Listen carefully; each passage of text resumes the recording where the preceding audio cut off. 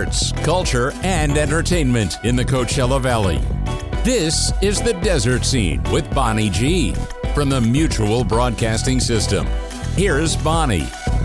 And welcome to The Desert Scene. So happy to have you here. And also very happy to welcome today Samuel D. Hunter, who is an award-winning playwright and has written a play that's opening March 1st at Des Arts called A Case for the Existence of God. Hi, Samuel. How are you? I'm great. Thanks for having me. Absolutely. So, first of all, we'll get to your background in a moment, but tell us about this play, Case for the Existence of God, a 2022 Drama Critics Circle Award-winning winner for Best Play. Tell us a little bit about the plot here. Yeah, so I know it's kind of a strange title, especially a play about, two guys who are sitting in the cubicle and they're talking about a mortgage loan for the first 20 minutes. But basically, it's these two guys who grew up in the same town and are meeting for the first time over one to buy some land, the house. The guy is a loan broker, so it's a very kind of quotidian setup. But it's revealed later that they're both fathers and they're both in this moment of crisis, and they share much more than you would think at the beginning of the play. And so it's really a play about fatherhood and male friendship, platonic male love. So let's go back. I mean, I'm looking at your bio. Let's see. Your plays include the Whale Drama Desk Award, also Glad Media Award, Drama League, and Outer Critics Circle nomination for Best Play. Bright New Boise, Obie Award, Drama Desk nomination for Best Play. So let's go back. You're from Idaho originally, live in New York City now. When did you first start writing plays?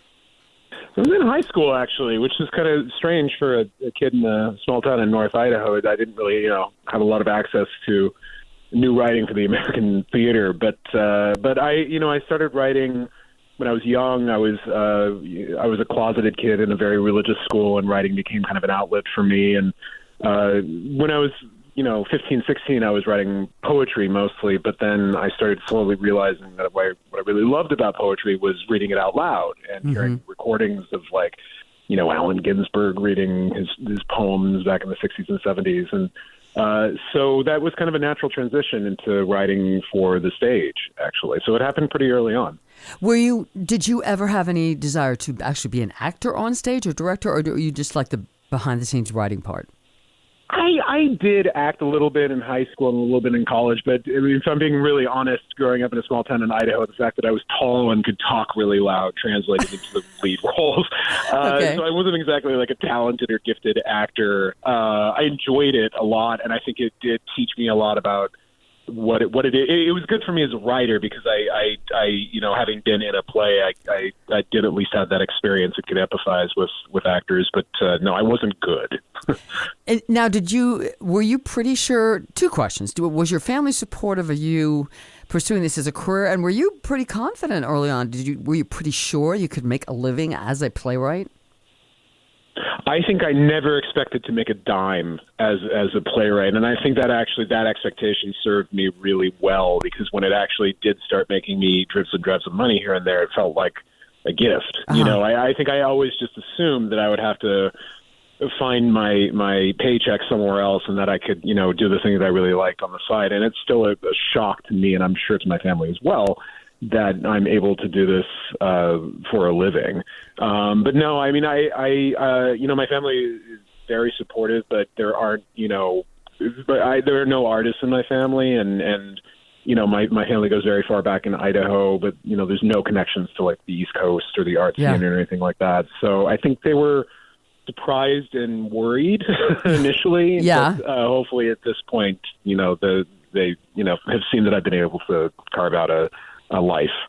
Now, when you moved to New York, did you have any connections, anything waiting for you, or you just decided to dive in? Honestly, it was kind of good for me that I had zero connections and had no idea what I was getting into, because I had just turned 18, and I think I was sort of ready for the adventure of it. Maybe, I often think that if I would have done it when I was 28, 29, I don't know if I would have had the temerity or you know the or at least the sort of like the blindness to just, you know, walk into New York City and be like, how about this? I'm going to start writing plays here. So yeah, I had zero connection, but I just, you know, dove in head first.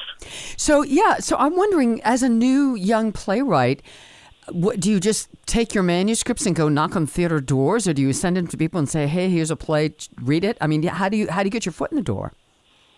It's tough. I mean, there's a lot of different ways to do it. I mean, I say that, like, there are two pathways to do it. One is the more sort of like self-production route, where you really sort of like, you know, put things together yourself, you know, put in small productions and, you know, closet-sized theaters in Brooklyn or stuff like that. Or you go sort of a little bit more of an institutional route. You get your master's degree and things like that, which is the route that I took. So basically, when I left undergrad, I sought out any master's degree program that would give me a fellowship to attend. And I ended up doing the playwriting master's degree in the University of Iowa, the Iowa Playwrights Workshop. Mm-hmm. And then after that, I did 2 more years at the Juilliard playwriting program.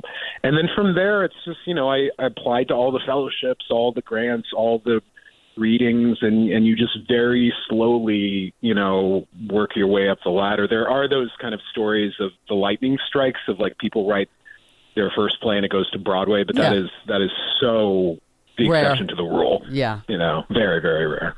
And also, in my opinion, not very healthy. Like, I think the slow, steady version is way more healthy. So when you, I loved asking writers, whether it's novels or plays or whatever, do you wake up at 3 a.m. with this great idea and jot things down on a notepad, or do you say, well, you know what, my last play did okay, but I need a new play, and say I'm going to sit down Monday, Tuesday, Wednesday and write from 10 to 2. Are you disciplined like that, or do you just write when it comes to you?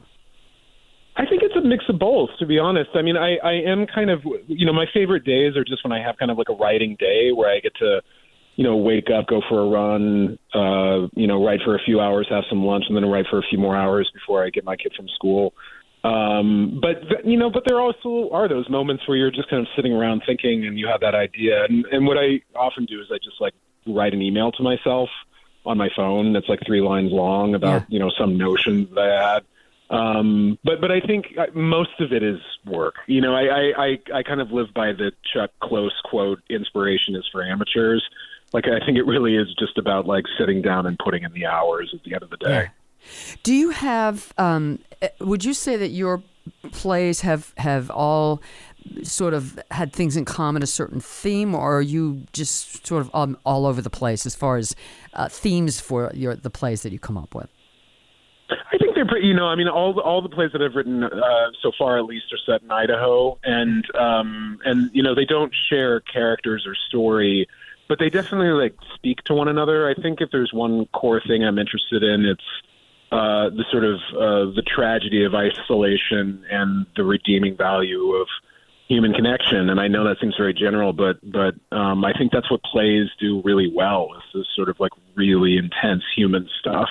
And I think that's definitely true with the case of The Existence of God. I mean, it really is about the question hanging in the air throughout the entire play is, like, can these two guys save each other? Mm-hmm. You know? And would you say that everything that you've written, they say write what you know. Would you say that everything you've written has a little bit of piece of your life experience in it? Yes. Yeah. I mean, I would never say that I've written anything that's directly autobiographical. But everything has kind of, you know, funhouse smear versions of me in it, or my experiences. And I think especially with Case, actually, because, you know, my husband and I went through the adoption process a little over 6 years ago now with our daughter. We adopted a baby at birth. And, you know, one of the characters in Case is trying to adopt. He's actually fostering to adopt. But so much of that story, even though, again, nothing is literally autobiographical, mm-hmm. so much of what we went through is in that character in the play. Yeah. And also, have you ever, as a playwright, I've never asked anyone this, have you ever gone to see a production of one of your plays, and you don't have to mention where you thought, they just didn't get it. This is not what I envisioned. Has that ever happened to you? Yeah, I mean, I actually don't get to see a lot of second, third, fourth, fifth productions of my plays. Case is kind of the exception to the rule. This will actually be I saw one production in the Netherlands, actually, a Dutch language production, and then I saw another production in Boston, and this will be the third one that I've seen. To be honest, I've only had the experience one time of being like, oh, whoa. And it's just because they added something really big to it that kind of changed the story. Ooh. But I didn't like it. Even that was kind of interesting. You know, I mean, I really think that, like, you know, we shouldn't do plays the same way over and over and over. That's why plays are interesting, because of these, like, living documents. We're not doing Shakespeare the same way that Shakespeare did, 400 years ago. And I kind of feel the same way. Not that I'm comparing myself to Shakespeare. Yeah. I'm really not. But I think that's what plays are. What excite me about plays is, unlike movies that are kind of recorded and then they're done and they're unchangeable. You know, plays are alive. It's a living thing. Yeah, it can change from time to time. Yeah. So are you going to get a chance to come to Palm Springs and see this production? I am. Yeah, I come on Friday. If I'm right, I think I fly in on Friday, and I'm going to do a talk back for one of the performances, I believe, on Saturday night. I hope I'm getting that right. So I'm really looking forward to being there. Palm Springs is one of my favorite places on earth. Excellent. So I can't wait to be back there. All right. Samuel D. Hunter, the playwright for A Case for the Existence of God, 2022 Drama Critics Circle Award winner for Best Play. It opens at Desart Performs. It runs March 1st through the 10th. You get tickets at desartperforms.org. Samuel, thank you so much. Congratulations and continued success. Thank you so much. All right. Samuel D. Hunter. Thank you to him, and we'll see the rest of you the next time on The Desert Scene.